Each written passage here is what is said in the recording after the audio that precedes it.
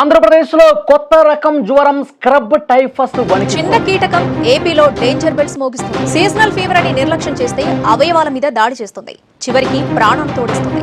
అదే scrub typhus.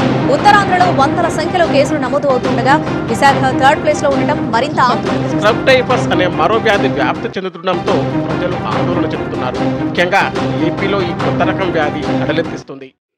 నమస్తే అండి, నేను డాక్టర్ మేఘ్నా, ఎంబీబీఎస్ ఎండి పీడియాట్రిక్స్. బ్రేకింగ్ న్యూస్లో స్క్రబ్ టైఫస్ అనే వర్డ్ చాలా ఫ్రీక్వెంట్గా వినిపిస్తుంది. ఏమైనా కొత్త డిసీజా? అసలు స్క్రబ్ టైఫస్ అంటే ఏంటి? ఎలా గుర్తుపట్టాలి? పిల్లలకి కూడా వస్తుందా? అయితే పేరెంట్స్ ఏం జాగ్రత్తలు తీసుకోవాలి? ఈ విషయాలన్నీ ఇవాళ డీటెయిల్గా తెలుసుకుందాం. మొదటిగా, స్క్రబ్ టైఫస్ అంటే ఇప్పుడు కొత్తగా వస్తున్న డిసీజ్ ఏమీ కాదు. ముందు నుంచి ఉన్న ఇన్ఫెక్షన్ ఇది. కానీ రీసెంట్ టైమ్స్లో కేసెస్ డెఫినెట్గా పెరిగాయి.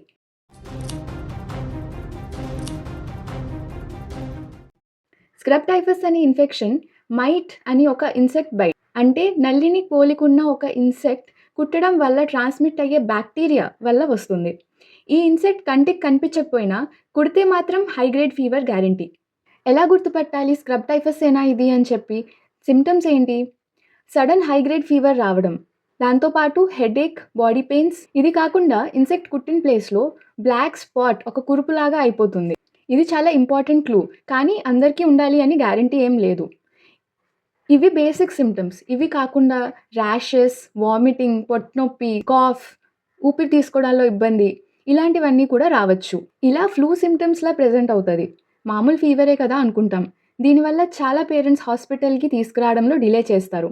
ఆ లోపలే ఇన్ఫెక్షన్ పెరిగిపోయి మల్టిపుల్ ఆర్గన్స్ అనేవి ఎఫెక్ట్ అయ్యే ఛాన్స్ ఎక్కువగా ఉంటుంది. సో ఫీవర్ 3 రోజుల కన్నా ఎక్కువ కంటిన్యూ అయితే మనం సస్పెక్ట్ చేయాలి. వెంటనే డాక్టర్ దగ్గరికి తీసుకువెళ్ళండి. ఫీవర్ వస్తే పారాసెటమాల్ ఇచ్చి వెంటనే డాక్టర్ దగ్గరికి తీసుకెళ్ళండి. సెల్ఫ్ ప్రిస్క్రిప్షన్, సెల్ఫ్ యాంటీబయాటిక్స్ అనేవి అవాయిడ్ చేయండి. హైడ్రేషన్ మెయింటైన్ చేయాలి. వాటర్, ఓఆర్ఎస్ తాగిపించండి. డేంజర్ సైన్స్ ఏంటి అంటే సివియర్ వామిటింగ్, మల్టిపుల్ ఎపిసోడ్స్ అవుతున్నాయి, పెద్దస్మానం వామిటింగ్ అవుతుంది, లేతే ఊపిరి తీసుకోవడంలో కష్టంగా ఉంది, యాక్టివ్గా లేడు, ఎప్పుడు పడుకొనే ఉంటున్నాడు పిల్లలు అంటే వెంటనే హాస్పిటల్కి తీసుకెళ్లాల్సిన సూచనలు. మరి ఈ ఇన్ఫెక్షన్ని గుర్తుపట్టడం ఎలా? బ్లడ్ టెస్ట్ చేస్తే తెలుస్తుందా? సింపుల్ బ్లడ్ టెస్ట్తో తెలిసిపోతుంది. CBC, LFT, scrub typhus IgM అని చెప్పి టెస్టులు పంపిస్తూ ఉంటాం. మరి ట్రీట్మెంట్ ఏంటి? మెడిసిన్ ఇస్తే తగ్గుతుందా? డెఫినెట్గా తగ్గుతుందండి. డాక్సిసైక్లిన్ ఇది ఒక పవర్ఫుల్ యాంటీబయాటిక్. ఎంత తొందరగా డిటెక్ట్ చేసి ఈ ట్రీట్మెంట్ స్టార్ట్ చేస్తే అంత తొందరగా పిల్లలు రికవర్ అయ్యే ఛాన్స్ ఉంటుంది. కొంతమందికి ఎజిథ్రోమైసిన్ అని కూడా ప్రిఫర్ చేస్తాం, కానీ ఈ మెడిసిన్ డాక్టర్ అడ్వైస్తోనే తీసుకోవాలి. ఈ ట్రీట్మెంట్ స్టార్ట్ చేస్తే ఒక 2 to 3 డేస్లో ఫీవర్ సెటిల్ అవుతుంది. అయితే లేట్ చేస్తే lungs, liver, brain, kidney organs అన్నీ ఇన్ఫెక్ట్ అయ్యి కాంప్లికేషన్స్ వచ్చే ఛాన్స్ ఉంటుంది. మరి రాకుండా అసలు ఏం జాగ్రత్తలు తీసుకోవాలి? పిల్లల్ని బయటికి ఆడుకోవడానికి పంపించేటప్పుడు ఫుల్ స్లీవ్స్, ఫుల్ ప్యాంట్స్ వేయండి. రిపెలెంట్స్ యూస్ చేయండి. ఇంటి సరౌండింగ్స్ క్లీన్గా ఉంచుకోవాలి. ఆడుకొని వచ్చిన వెంటనే స్నానం చేయించండి. ఫీవర్ వస్తే హోమ్ రెమెడీస్ వద్దు, దీనివల్ల డయాగ్నోసిస్ అనేది డిలే అవుతుంది. ప్రొఫెషనల్ ఎవాల్యుయేషన్ అనేది కావాలి.